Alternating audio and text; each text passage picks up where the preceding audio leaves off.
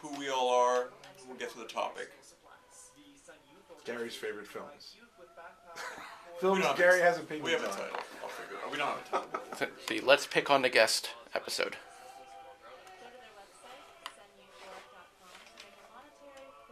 Did anyone see Jack Reacher 2? Yeah, not him. He'll never see that shit. What? No, but Jack Reacher 1 Here was we so go. good.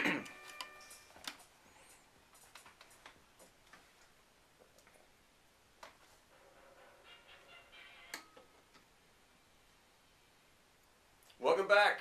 We are Cinema Smackdown. That was our fun 5-second theme song stinger for this week. My name is Michael Brody. I'm sure it falls under fair use category.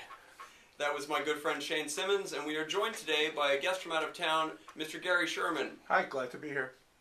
Thanks, Gary. I don't know, maybe I'm glad to be here for now. We'll see at the end of the We'll show. see how it goes. Gary was Yeah. recently informed that this entire show will be about him, which was apparently a complete shock despite the fact that I mentioned it to him yesterday afternoon. So, we'll see. So it's going to be Pick on Gary It will Day. be Pick on Gary. Specifically, Pick on Gary's picks. I asked Gary to come up with a list of movies he really likes and movies he really hates that we could talk about. 5 of each. We'll see how many we get through in the next hour while we are doing our thing. Just adjusting. There we go. I couldn't hear myself on the monitor, but now I can. My beautiful voice is ringing through to the masses. All 3 people who are listening prior All to 3 Christmas. people who are listening prior to Christmas. As I have mentioned in previous weeks, I am hosting trivia every Sunday night at Grumpy's, starting... I like to say that we're starting at 9:15. Be there by 9:15 and see how quickly we get to starting. But I have been mentioning for weeks that I'm going to start giving out clues on the air to topics that will be brought up on the show. This week's clue is about film director David O. Russell. If you're familiar with film director David O. Russell, I will be asking a question about him today, and if you want to have the lowdown on how to answer that question, just Wikipedia his name and see what scandals he got up to with the people he's worked with. Is the answer insufferable butthole? Well, that'll be phrased within the question. Oh, okay. The answer will have something to do with the people he's worked with and the things he has perpetrated upon them. So that's my clue for this week. If you're attending my trivia show, that will help you answer one of the questions and get you one step closer to winning one of our fabulous prizes, of which there are many. Today is December 23rd, 2018.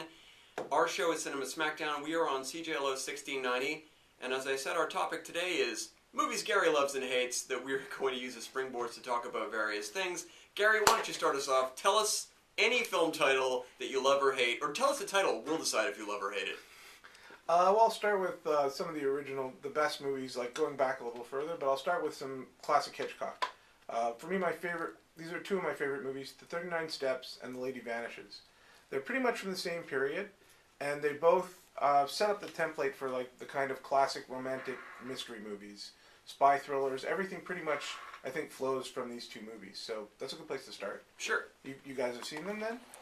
Yes, I have. I'm trying to remember the names of the 2 supporting characters from The Lady Vanishes who went on to do their 3 other films. Sure. What were their names? Chaldecott and... Chalders and Caldecott. Chalders and Caldecott. That's right, right. Yeah, they went on to spin off into a number of their own films, and I'm quite a fan of the second one they did called Night Train to Munich. Yeah, have you seen that? I just saw that very recently, and I hadn't seen it up till now, because it's not a Hitchcock movie. No, And it's I didn't realize they would be in it also. Carol Reed, I think. Yeah, Yeah. And it has exactly the same ending, pretty much. Instead of like manipulating a train carefully, they have to manipulate a cable car Yes. to get away from the bad. It's more of a let's flee from the Nazis adventure film. Yeah. Yeah, and then there were a couple but at least that one, Night Train to Munich, is a professional film. The other Caldecott and Charters movies are like really low grade. It stars the 2 of them. They're not assisting they're not assisting a hero or something. They're the main characters. Right. I'm trying to remember what the third one was called. I can't even remember, but it appears on it was sent with the new version of The Lady Vanishes, the new Blu-ray. They actually added the extra film. It's sort of yes. It's like a carry-on movie, but without any humor in it, really. Well, that sounds wonderful. And then I think the 4th one they're in, the role is reduced to basically a glorified cameo, if I'm not mistaken. I think that's right. Again, I haven't seen that one, but I remember it's a post-war film involving them in bomb disposal along a beach. Anyway, it was just... Yeah, and the two characters are basically there to represent parodies of British men at the time. They're both very pompous and arrogant, but they always rise to the occasion when they're presented with a challenge. They're heroic at the end, but they're really great characters. I think we've lost Michael with our endless talk about World War II British propaganda era films. I'm quite happy to hear about the true and original Connected Universe movie series. Yeah, well, Marvel didn't invent it after. No, they certainly did not. You can go back a little earlier and hit the Universal Monsters movies for the first shared universe.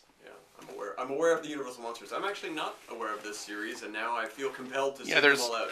Yeah, we'll put it as part of this bizarre Hitchcock universe.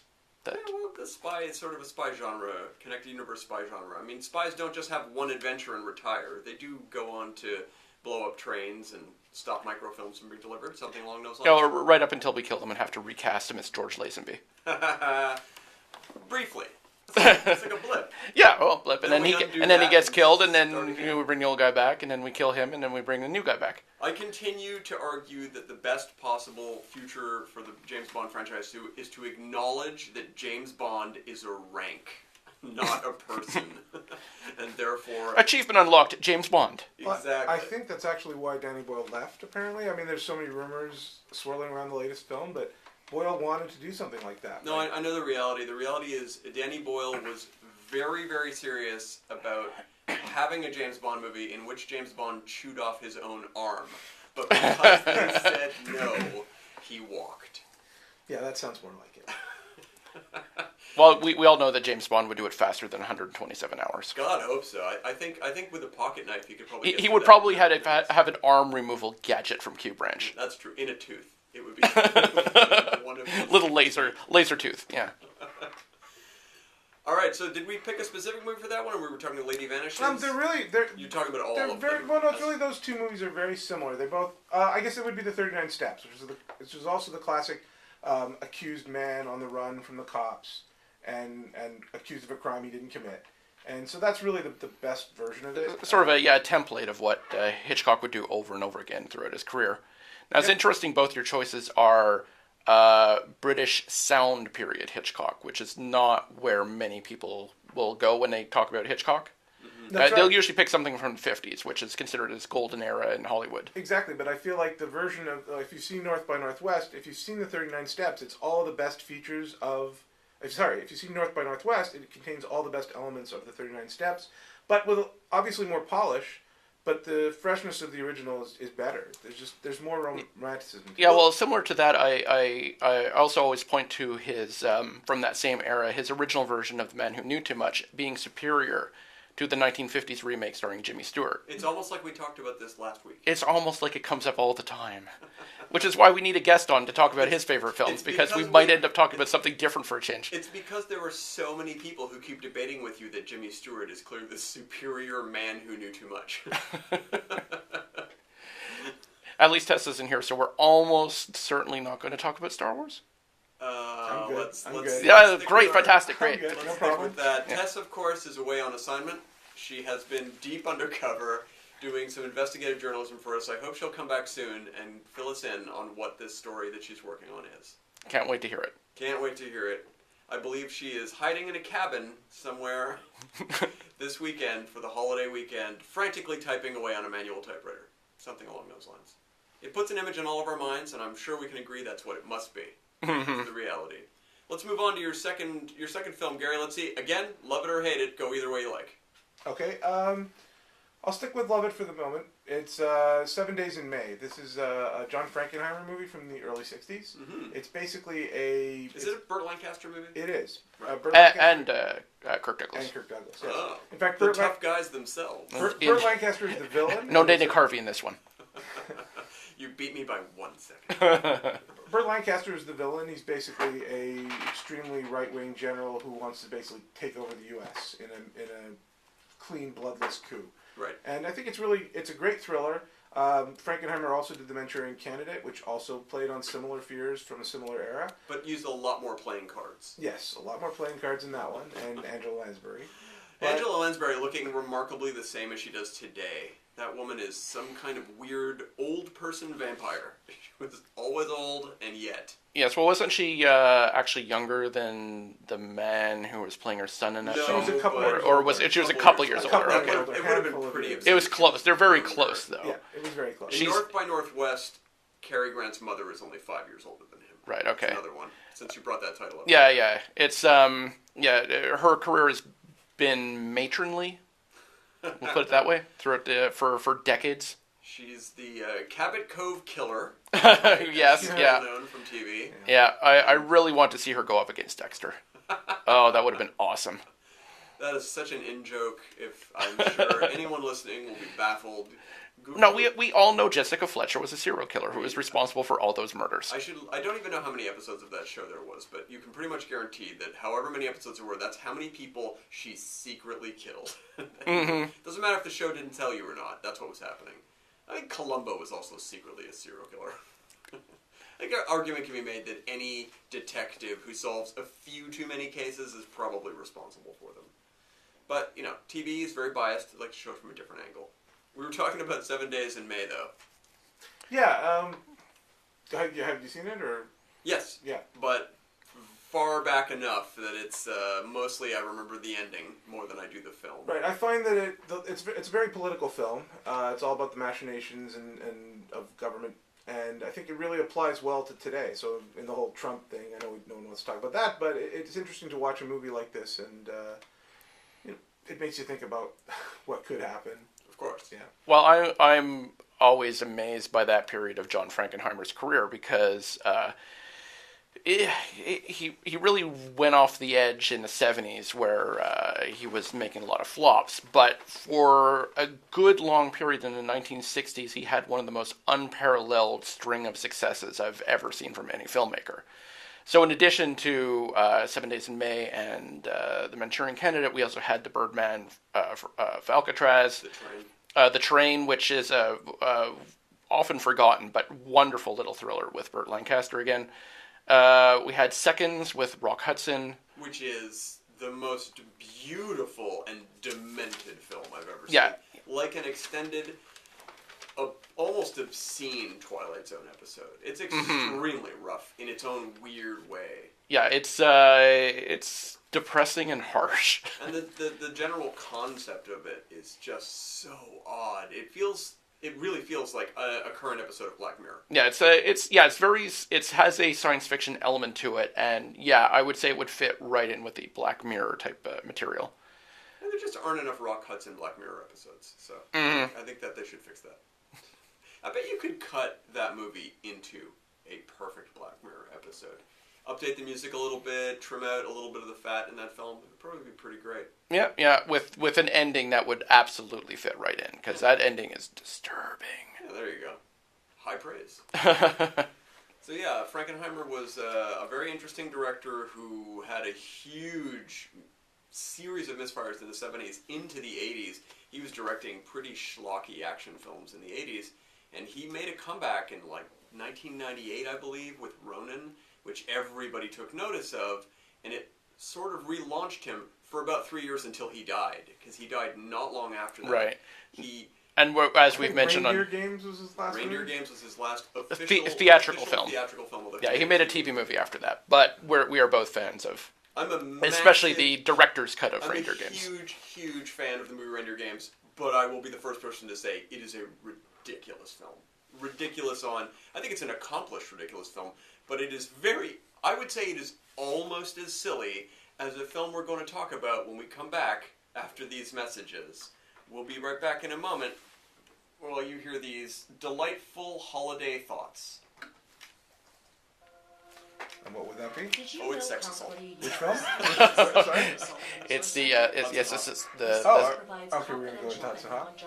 Sure, it just seemed like the right thing since you told me we were going to do it. Yeah, Students, it's fine. staff, and faculty of all Yes, genders we'll, and and then we have orientations another ad to prevent distance sexual ourselves from the violence and/or harassment. wonderful mood of this particular Oh, yeah. piece, and Crisis intervention, then it's back to the levity. survivors, navigating the hospital That's or the main reason I judicial put this system, one ahead of the support other Mm-hmm. ones. I don't want to be educational outreach and the awareness. outro for The that. Sexual Assault Resource Center is open for drop-ins every Monday to Thursday from 10 a.m. to 4 We've got p.m. another 40 It seconds. is located in the 40 Hall Building in Concordia. You alright so far? San You Diego. Sure. You sound good? Well, You sound sorry? fine? Okay, I moved a little closer to this. Yeah, I'm stay- not, stay like I close said, to it's the a mic. little, it's sparking your discussion, Do you and want so, to have a discussion jump back in about with I know I can, but I feel like sometimes I'm not, the it's like, minimum amount? you're talking about stuff I don't know, not that you shouldn't. You should, but as a result, I'm gonna be a little quieter for some of Well, those parts. we'll try to. Yeah, Don't we'll worry try, about it. try not to No, I go don't too feel far left out into or our own anything, tangents, but, you know, it brings up stuff. Yeah, no, that's what I'm trying to do. I'm a guest, so you guys can riff as much as you like.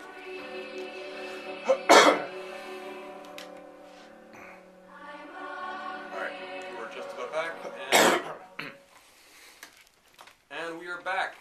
The show you're listening to is Cinema Smackdown. We are on CJLO 1690. I'm Michael Brody. I am joined by Shane Simmons and Gary Sherman as our guest today. We're talking about films that Gary both loves and or hates.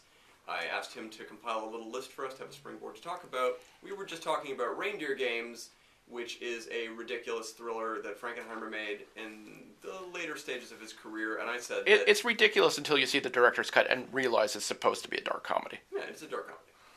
But speaking of films that are not quite dark, but still comedy, and are wildly disliked by the general public, Yeah. Gary, you had one you were going to bring up? Yeah, I was going to raise Hudson Hawk, which is definitely not on the worst list for me. It's one of those movies I always go back to, and I find it entertaining. I watched it again very recently. It's been appearing on a lot of those TV channels that just air old movies. Right. So it shows up constantly, and I can't help stop and watch it when it's on.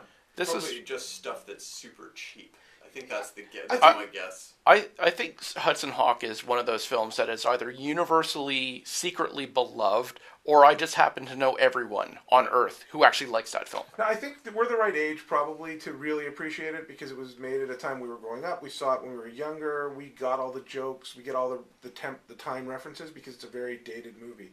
Well, a at lot this of the point. jokes predate us by 25 years. They're Bruce Willis's childhood You're right. jokes. The cinematic jokes, like the songs being sung, the Crosby and Hope kind of repartee. He has references to In Like Flint, multiple references. Multiple. To In Oh, Like yeah, well, including Coburn and then the handcuffs. Yeah, the sound effect of the handcuffs, yeah. 1960s game shows are referenced. Almost everything. It has some 90s material mixed into it, but it is a really odd film. Yeah. Well, it is a film, I think, that was exceptionally poorly reviewed at the time because the critics were reviewing the budget rather than the film itself. Because it is a film that ate lots and many, many millions of dollars in ego. Well, what I always like to bring up about Hudson Hawk is that it was such a massive failure on so many levels. It brought Bruce Willis's career from almost as high as it had ever been to absolute misery. He was in a terrible place after this movie. He was tending bar again. It pretty much ruined Michael Lehmann's career. He's still directing even today, I think. He hasn't really made films. No. For the most part. Not Not since many. then. Not many. Daniel Waters had written Batman, I think, right? I don't know that it had anything that hurt his career. He's continued to trickle out a script every 5 or so years. My point, though, was the film did so poorly for Bruce Willis that his follow-up release about 6 months later was a little movie called The Last Boy Scout. And people were so angry at him for Hudson Hawk that no one saw The Last Boy Scout, which I consider to be by far the best film Bruce Willis has ever been associated with. I think it's a better movie than Die Hard, but that's a personal opinion. Not many people agree with me. It's, they're certainly neck and neck. The Last Boy Scout, as I like to put it, is my sentimental favorite movie of all time. That does not mean it's the best movie ever made. It just means that deep down in my gut, it's probably the film that makes me happiest. But we're not here to talk about Last Boy Scout. Because it's the We're gonna world's- get up on The another show. whole Shane Black, all the Shane Black buddy movies like that. Until recently, I That- was a big fan. That one, yeah, that one I in didn't particular, see though, is Predator. just the most nihilistic American action film ever made. It's I think so. It's a very good, and that's the kind of review that draws me in, but might not sound appealing to the casual listener. The Right. most nihilistic American action Hilarious nihilism. But I mean, I think that Last Boy Scouts worked really well. He's used it as a template for Kiss Kiss Bang Bang, for the nice guys. The Nice Guys. Yeah, and yeah, it works well Well, for and, him. and Long Kiss Goodnight. Long They Kiss all Goodnight, they yeah. are they're all in that. Let's call it the Black universe, or the Black and Decker universe. Whenever Fred Yeah. Decker's working with where every day is either Christmas or Halloween. That's a really good point. But on the subject of Hudson Hawk, did we have more to say about that? Well, I mean, the casting is great. I mean, they hated making the movie, as far as I know. But I heard some very negative things coming from Sandra Bernhard, who said her only positive comment was, at the time, this was Bruce Willis's follow-up film to Die Hard 2, and she said, well, at least it's not Die Hard 3, which did come out about 2 years later, so go figure. Yeah. But Richard E. Grant is absolutely transcendently wonderful in that film. He deserves a supporting actor Oscar for what he did in that movie. He does more with that role than Alan Rickman did in Die Hard. Yeah. Well, and he has the ultimate villain line. When he's introduced, it's like, yeah, that's right, I'm the villain. Yeah, no, for sure. Richard E. Grant. If he's not in the movie would have suffered significantly. I mean, his presence makes it perfect at the end. No, the Darwins, is that what they are? They are delightfully. No, they're the Mayflowers. Darwin and Minerva. He's Darwin and Minerva That's Mayflower. Right. But even Andy Andy McDowell is like was better here than usual. I thought. I'd say tolerable. Tolerable. Well, that's better than usual. A film that did her career no favors either. No. There's a string of side villain characters led by James Coburn, who is astonishingly delightful. I love Coburn generally speaking, but in this film he plays the ultimate parody of a James Coburn character. Yeah. But he has a team, an elite team of soldiers, I guess they are, with him. And they're practically a superhero team with quirky, weird powers. Yeah, and they all have candy bar code names. Snickers and Kit Kat, Almond Joy. My name is Kit Kat. This is not a dream. Kit Kat and Butterfinger. Butterfinger. Yeah. All of the actors who play those characters have gone on to have delightful, I'd say, B-movie star careers. They've all appeared in other things. The actor who played Butterfingers went on to play Leatherface in a number of Texas Chainsaw films. The actor who played Snickers he's around. Of course, David Caruso is in this movie in a mute role. Yeah, he's Kit Kat. He's Kit Kat, and he is pretty mesmerizing in every shot he's in the movie. Yep. At any rate, Lorraine Toussaint is Almond Joy. She went on to a lot of films as well. She was on the second season of Orange is the New Black, playing the lead Heavy, and she was excellent as well. Yeah, that's what I was saying. Everybody in that kind of went on to have a pretty great career. So the Curse of Hudson Hawk except the monkey. Except the monkey. The monkey that was cut from the film. That's an inside baseball. I do know that story, but it can be seen in a few shots in the film, and if you listen to the Hudson Hawk commentary on the DVD, which I highly recommend, because boy do they dish the gossip. Particularly the moment of James Coburn's comeuppance. If you look closely, there is a picture of a monkey stuck to his hat. And after the cuts made to that film, that makes no sense whatsoever. Yeah, it's quite something. Movies go through some interesting alterations while they're in the editing process, and Hudson Hawk probably had another hour of material that was trimmed out. I would love to see the 2.5-3 hour work print of that film. I'm sure it would be excruciating and delightful. Not to mention 10 or 12 spin-off Danny Aiello sequels, right? I heard Danny Aiello a few years ago in some interviews say, I don't understand, it's not like Hudson Hawk's the worst movie ever made. He wasn't really defending it. He was just... It should have ended quite so many careers, including mine. Something like that. It wasn't quite his Moonstruck performance, I will say. He probably did get a few more roles out of that one. So Gary, what else have you got for us? All right, so I got a worst movie here. This is maybe one of the most infuriating movies I've ever seen. It's one a lot of people may have forgotten. It's called The Contender. Mm-hmm. It's another political thriller, supposedly. This one was around the early 2000s. It's Joan Allen played a woman who was nominated, the first woman to be nominated for to be vice president. She was basically offered the opportunity to be vice president when the first vice president dies or resigns in scandal. And the movie is a political thriller that attempts to be a feminist statement. Mm-hmm. There's a lot of accusations against her, and it completely undermines itself with its own internal politics and its own internal treatment of the character. If that movie had come out today, it would have been utterly destroyed by the general public. But at the time, people seem to think it's actually a strong feminist movie. At the very end of the film, after it's all over, and it's a really terrible film, I thought. Terrible ending. Someone puts on the screen "For Our Daughters." Oh dear God! Oh, I did not remember that. And that was the ultimate cap to me, because the movie is all about basically degrading. It degrades women significantly in this film. I mean, you guys have any? I saw it at the time. I wasn't able to laugh it out of the theaters as the lone voice of laughter, so I laughed myself out of the theater. But it was, I remember it being an irritating scandal of nothing.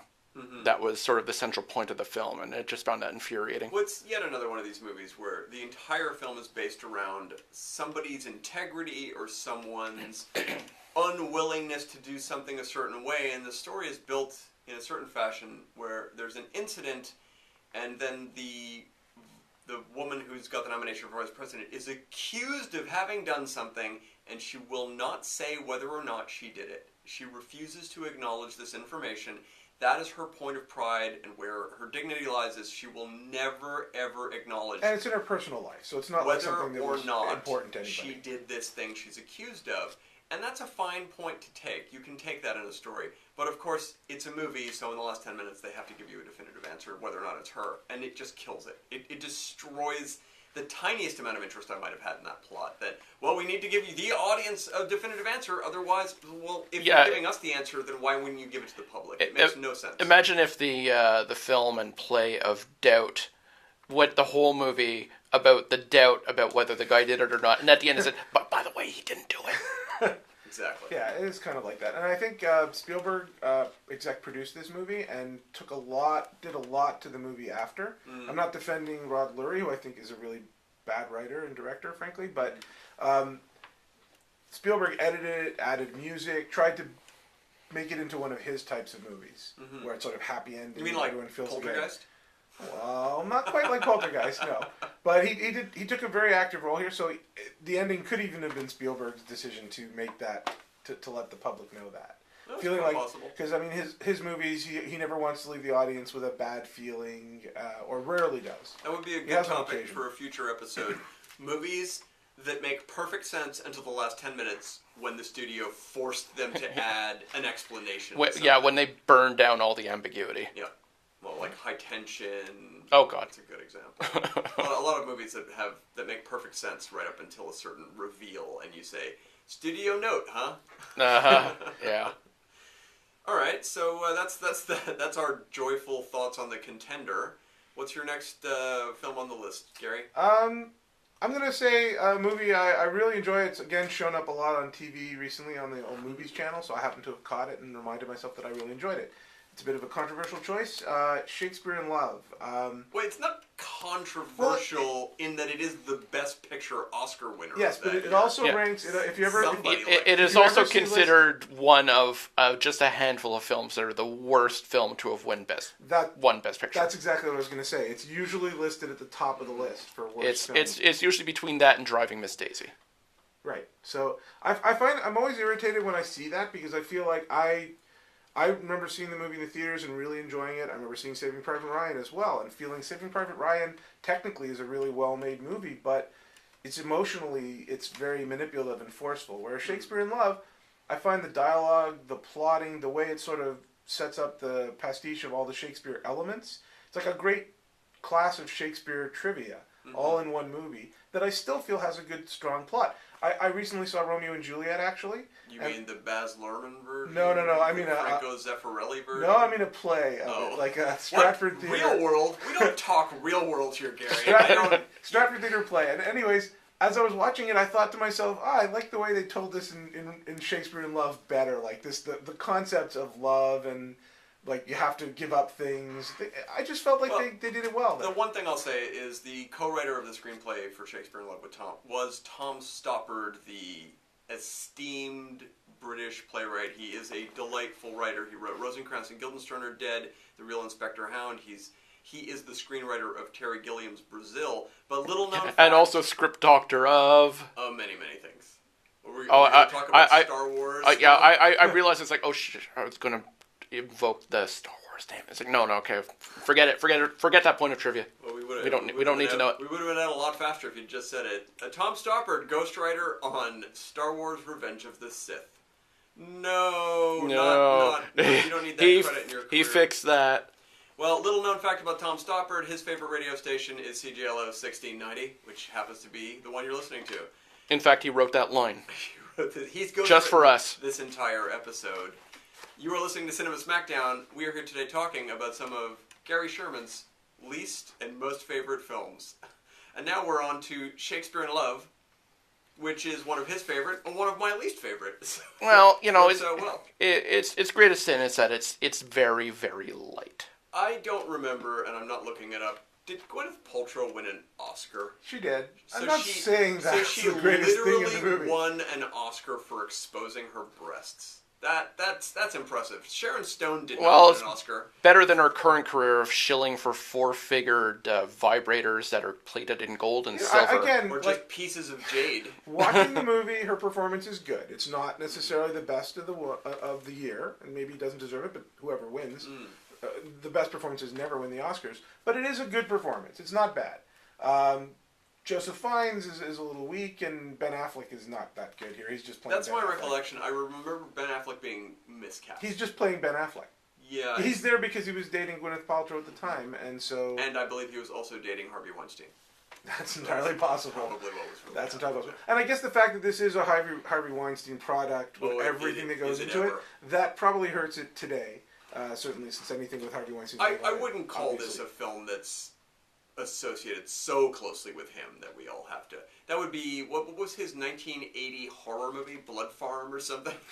Harvey Weinstein made a couple of exploitation horror films in the early 80s with his brother. Okay, that's too early for me to know. They did The Burning, which I think he directed or his brother directed, which is a summer camp murder film. And then there's a movie about farmers. I don't know. I think that got lost in the vast wealth of summer camp murder films from that era. Well, was there more than a few? One or two. I don't recall. Sorry, we were still talking about Shakespeare in Love. So I didn't love the film when I saw it, but of course it's around 98 or something. Yeah. I have not revisited it in approximately 20 years.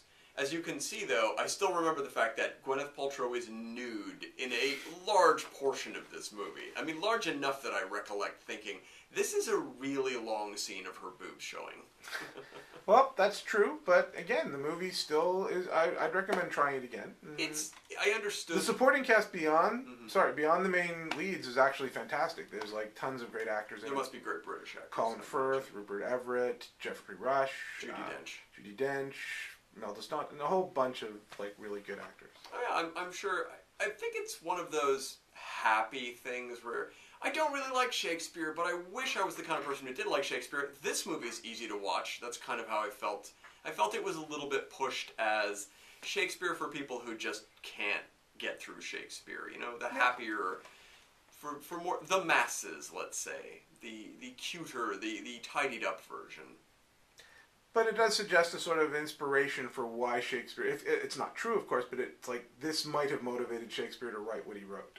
Yeah. And I felt that was strong. If Shakespeare is not, as many have guessed, a conglomerate of people who wrote together and then signed that name to it, which is an interesting scandal that's worth reading up on if you haven't ever heard that one before. No, there's a lot of Shakespeare conspiracy theories. Exactly. You know, you get 400 years out and all sorts of disinformation goes flying. Very true. There have been many, many movies about that subject as well. The Shakespeare conspiracy movies about who he really was. And what became of him, what the real man, but it's an interesting subject. All right, Gary, what else? Damn those incomplete Elizabethan records. Another movie that I can keep watching every year, pretty much, is Dazed and Confused. Interesting. I have a personal anecdote about that. If you don't know, go ahead. The lead actor in that movie, whose name escapes me. Jason London? No. The child actor. Wiley Wiggins. Wiley Wiggins, exactly. He has such a memorable name. It does, isn't it? I went to the Austin, what is that film festival? Fantastic Fest. Okay. I went to Austin's Fantastic Fest a few years ago, and it turns out Wiley Wiggins is no longer fully an actor. He does little things, but he's in video games now, so he was curating the video game portion of this. I saw his name tag and immediately said something to him, but I was facing a gentleman who was in his 40s who's 15 years old in that movie, and it was quite amazing because Wiggins in the film, he is the character through whose eyes you experience that story, and he walks you through this movie, introducing you to 10 or so people who go on to become extremely famous. So it's interesting that he is that sort of doorway to. That's where you basically meet Ben Affleck. That's where you meet Matthew McConaughey. Parker Posey. There we go. The woman whose name escapes me from Chasing Amy. She's also in that. Joey Lauren Adams. There you Yeah, go. that's Joey right. Lauren Yep, there's a whole bunch of characters. Rory Cochran's in it. Oh, Mila Jovovich is in it. Yeah, all of these people, and this very young actor at the time. What was interesting, I mean, this is a little judgy, I guess, on my part, but when I met him, I really didn't recognize him. I mean, I was looking at a 40-year-old. Well, it's the hair also must have been different. He just looked like an average human being. And it sent me back to look at a clip of Dazed and Confused, where the moment you see this kid step on screen, say, oh my God, he was beautiful. What a beautiful child this was. To be presented, it was funny because I had a friend of mine with me who had no idea what Dazed and Confused was, but she had met the gentleman and had interacted with him a little bit. And I said, let's watch this short clip. And I showed her the clip, and she just, her mouth dropped and said, oh my God, I think he's the prettiest teenager I have ever seen. Well, it was interesting, the lead girl, there was a young girl as well that they followed, not quite as much because it's definitely more about him, but both those two actors had not really done anything before and never went on to careers in film. Yeah, well, everyone else did make a few more movies, including one a couple of years ago about chess, but he hasn't. I think he was in the rotoscope film Linklater did as well. Probably. Yeah, I wouldn't doubt that. That's Scanner Darkly or the other one? That's Waking other Life. one, I think. Waking Yeah, Life. I think so. All right. Well, what are your thoughts on it? I kind of talked over your. Oh no, it's What is it about that movie that appeals to you? Because it is more of a snapshot. It's just than the a story. snapshot, the sense of just being in a single location for a day and following everybody has a very naturalistic feel. You feel like you're there the entire day. And it is only a very short period of time, but for almost all the characters in the movie, something important happens or changes. It's like a very momentous occasion. Obviously, the end of school. In some of the cases, they're actually graduating. But it's great. It tells so many great stories. There's like 10 different characters. Oh, Adam Goldberg. I mean, I forgot about Adam Goldberg. There you go. And I'm sure there's 17 more that we're not picking up on. But people who have gone on to have notable careers. Amazingly, I'm sure you know this as a fan of the film, but Matthew McConaughey bursts into this movie saying his iconic catchphrase that he has never stopped saying. He just walks in and he's all right about it. That guy, he hasn't changed. It is amazing. No. This has been said many times, but I was so happy when I saw Dallas Buyers Club, realizing Matthew McConaughey was actually acting and was good in something.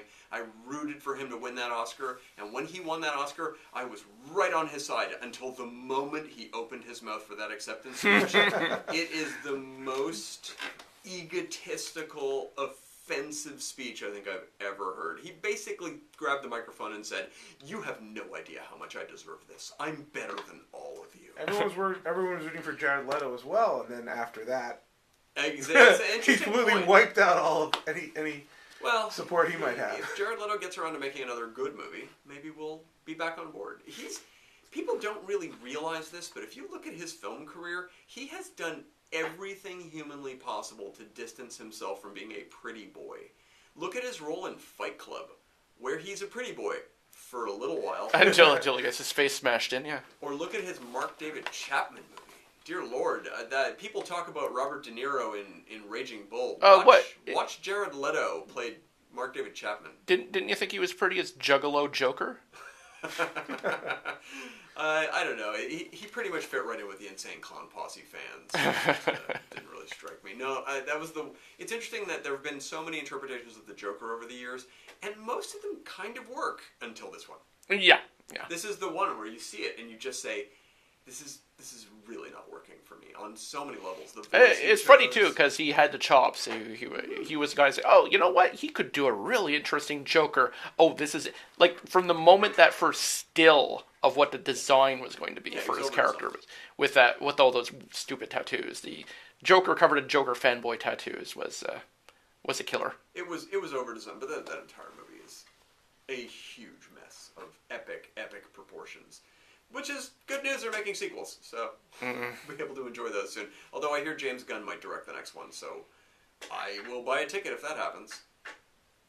Is he writing it, though? That's the question. Yes. Okay. Well, he's written it already. Oh, The question is, will he direct it? That's I believe, still up in the air. At one point, Mel Gibson was in the running to direct it, which a lot of people will be horrified by, but I really like the movies Mel Gibson directs, so he's one of those people that, wow, the scandal. So Wow. who gets to be the Christ figure in this one? It's a good point. I think it's always going to be Harley Quinn. There's no way to avoid that. What else you got there, Gary? So nothing bugs me more than a movie that gets incredibly popular and everyone says they love it, and I finally end up seeing it and I think, man, this is terrible. And so Is this your second review of Shakespeare in Love? No, this is, but it is a Best Picture winner. Yeah. This is my pick for Right. worst Best Picture winner, and it's Birdman. Yeah, I have one thought on Birdman, which is, I remember the first 10 minutes of that movie realizing, wow, this is one take. This is one continuous shot. It's faked, but they're going to do it. What a brilliant, wonderful, oh my god, this is exhausting. I wish you would stop it. Oh, it's still going. It becomes infuriating. Because you realize everybody's just jumping off screen and back in, constantly moving the camera a certain way.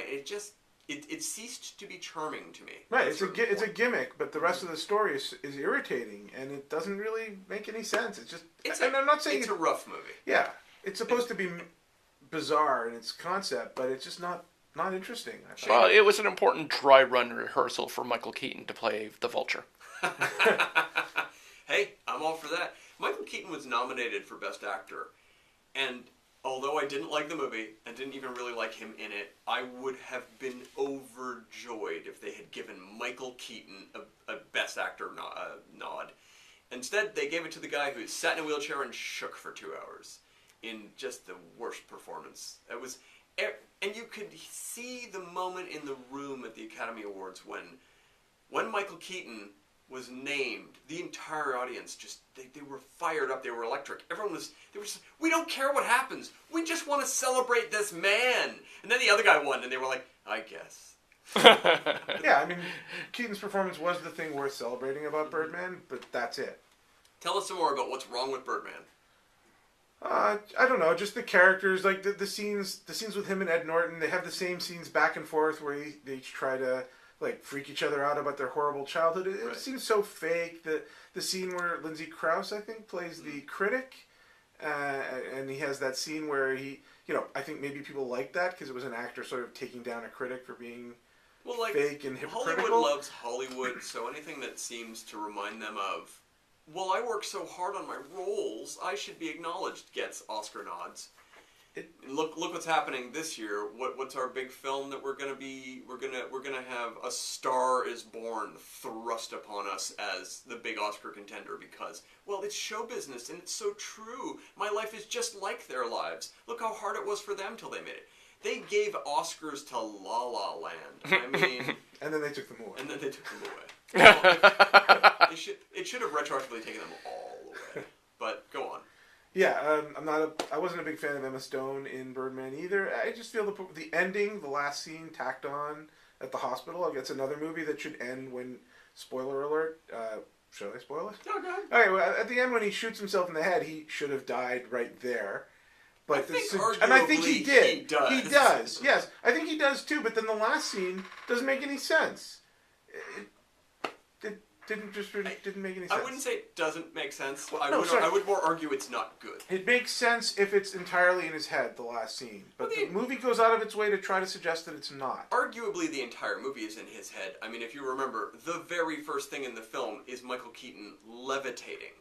That's the first thing in the movie. He is sitting in a yoga pose, I believe, levitating. Isn't that the first shot of the film? More or less? Oh, do I remember? No. I can't remember. You were just mesmerized by the drumming soundtrack. Well, no. Well, my take on it is, it's a very well crafted film, very well acted by a lot of very talented people that didn't really do much for me. We're going to take a quick break and listen to some more wonderful holiday-style ads while you all at home run to the bathroom or make a sandwich.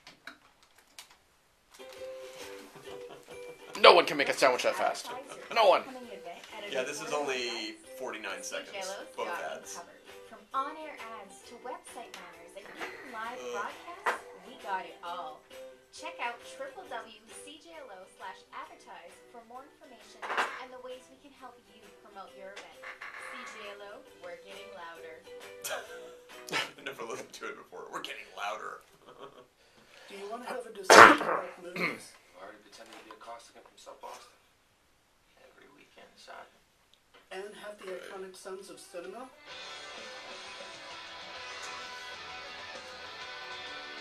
Well, tune in to At the Movies with Iconic Sounds every Tuesday morning. He doesn't sound convinced. 9 a.m. All right, we're back. On CJLO 1690 AM with your host, Remy. Don't laugh! This ain't reality TV! And we're back on Cinema Smackdown on CHLO 1690. I am Michael Brody. This is my co-host Shane Simmons, and we are joined today by a good friend of ours, Gary Sherman. Gary has been telling us a little bit about films he likes and hates, and we have been judging him for it. So far, we're in accordance that Hudson Hawk is good. We disagree with Gary that, I don't know if you feel strongly as I do, that Shakespeare in Love is, well, a blight set upon humanity. I won't go blight. Just a forgettable little piece of fluff. But we all seem to agree that Birdman was not the film that should have won Best Picture that year. Not that I even remember what the other movies were. I think it was Boyhood. Oh, was it? Oh, I God. think it was like the opportunity to thank Richard Linklater for attempting that and at least making the effort to make something like that. Right, yeah. So I guess this is me retracting my thought that Birdman shouldn't have won. Because I will take Birdman over Boyhood any day. Nice try to make a movie. As far as I'm concerned, it's a failure because I don't consider Boyhood a movie. Well, I don't think it was worth what it should have won Best Picture, but I do think Linklater should have won over Inarritu. It was hard to take. But let's be clear.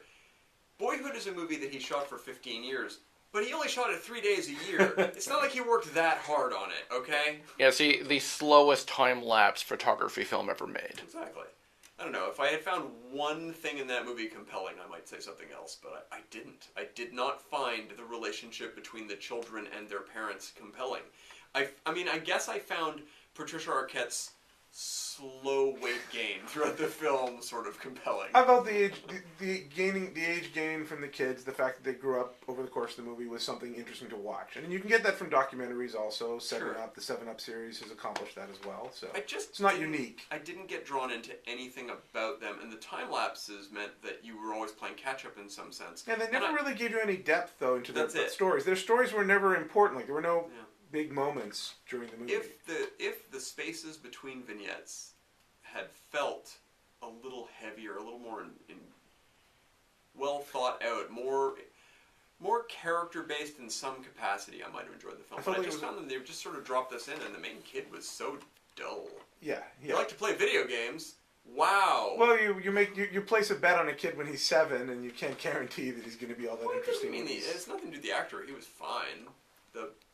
There's so many of these where the actor. Well, I think that again in this case, like the reverse of Dazed and Confused, where everything happens in one night, but important things happen to each character. This was a movie that happens over 15 years, but what you see isn't important. This is just we're out to dinner, we're here, we're just doing this. It's too bad they didn't shoot Moonlight with the same technique, and we could have had an actor who actually looked like himself. Anything like the person who played him in earlier scenes. Yes. So, Gary, what else have you got for us? All right, I'll just give you another movie. You can tell me it's best or worst. Speed Racer. I love that I already know the answer to this. I'm going to go out on a limb and say terrible. You haven't seen it, have you? Oh, yes, I have. Oh, yes. Okay. I inflicted that on myself in my sort of last gasp to give the Wachowskis a chance.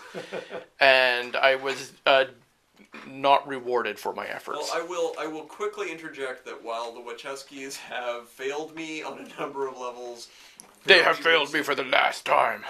Their follow-up film to Speed Racer is what I consider to be by far their best movie, which is Cloud Atlas. I think Cloud Atlas is a masterpiece. I still haven't seen that because I saw Speed Racer. So something I do actually like Speed Racer. I know you do. You know that I do. You and maniac. What I like about it's a great pastiche of the comic book. The comic strip and the anime. It really captures the spirit of an anime, and It also captures what they did well in Cloud Atlas, because I agree, I also like Cloud Atlas a lot. It has a way of building sequences so that everything is all happening at once, like a symphony, building to the end. And the fact is they're able to, certain sequences of the movie combine like 3 separate strands, all with like good music and good emotional involvement, and I feel like it really worked. The ending of the movie does it as well. Cloud Atlas takes like 7 plot lines and sort of combines them all at the end for that big crescendo, and it's great. But I think they were doing that as well on Speed Racer. I totally understand what you're saying, and I will say that Speed Racer, just to slightly defend the movie, it is, I guess I would have to say, their vision is perfectly executed. I mean, my criticism is it's not a vision I really wanted, and I don't mean to, I'm not trying to build up to a joke. It's just to say, their vision, it's really asking a lot of you as an audience member to stare into this colorful mix of images. Stare into this abyss. Yeah, that's sort of how I see it. But yeah. the fact is, I could tell while I was watching it that this movie was accomplishing what they wanted to accomplish. It just didn't speak to me personally. I can see that it did for you. So that's a good thing. That's where the subjectivity of watching movies comes in. There's a problem with trying to do live action anime and fully committing to really trying to make it look like live action anime. I remember one film we saw together at Fantasia. It was just it was a Japanese film, very much that live action anime thing. And you turned to me, and I will always remember this. You turned to me and said, "This is the worst thing ever." And it's like, in the moment, like, I could completely understand that. And I had that moment a number of times watching Speed Racer. Oh dear. My issue, this is actually a true criticism of Speed Racer, is that the movie endlessly recaps things that have happened prior in the movie itself. You will continuously re-see sequences. They will show you things you just saw again and again. And it was to the point where I didn't even understand how a film could be so built out of flashbacks to its own scenes. Yeah, very strange technique. It was a very confusing movie, and I think I liked the fact that they didn't make it easy to follow even. I mean, there's some parts of it were easy to follow, but there was so much exposition, so much additional backstory. It was very confusing. When you spend hundreds of millions of dollars on an experimental art film, it's important to make it obscure and oblique for the audience. Well, they managed that. Yeah, it's something else. And again, like I said, I don't really care for the film, but it is an accomplished movie. There's no question. Although I think they took certain lessons from it, applied them to Cloud Atlas, and made them work. But a lot of people hate that movie too. It is accomplished. It accomplished burning stacks of money. I'm sure it also gave a lot of people seizures.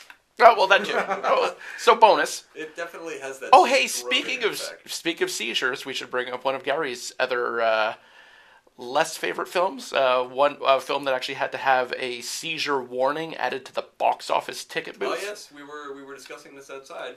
That would be The Incredibles 2, or simply Incredibles 2. Because there is a scene there that will give you epilepsy. There's a few. One in particular, though. They show a few times the villain when he does a strobe effect on TV screens.